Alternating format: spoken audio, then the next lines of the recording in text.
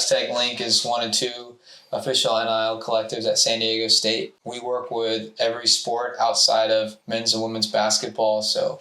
football, baseball, softball, swim and dive, men's and women's soccer, track and field, cross country. And really our main goal is to kind of bridge the gap between, scholarships and living expenses so that the student athletes can focus, more on their studies, their athletics, without kind of stressing so much about all the expenses that come with living in San Diego. And on top of that, kind of educating these student athletes on, their finances and making sure they're set up to be successful,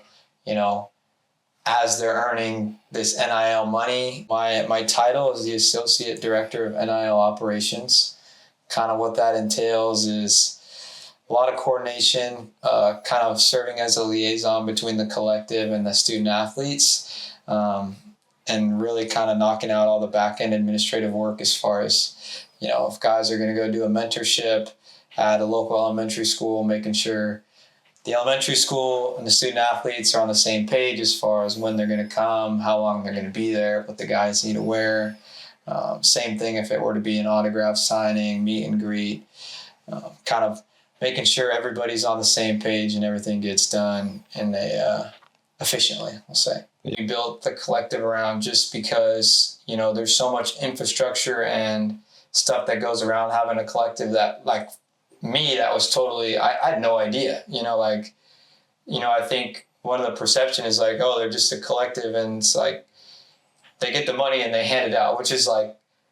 not at all how it works, right? There's so many more things that go into it. So yeah, we definitely use football as kind of like the engine of the collective to get things started. But, earlier this year, we did a deal with the women's soccer team where they shot a great fentanyl awareness PSA that was put out on the internet by the DA's office. And as far as expanding into other sports, we actually are in the process of establishing a female sports leadership focus group so we can talk to, various female student athletes from sports across the playing field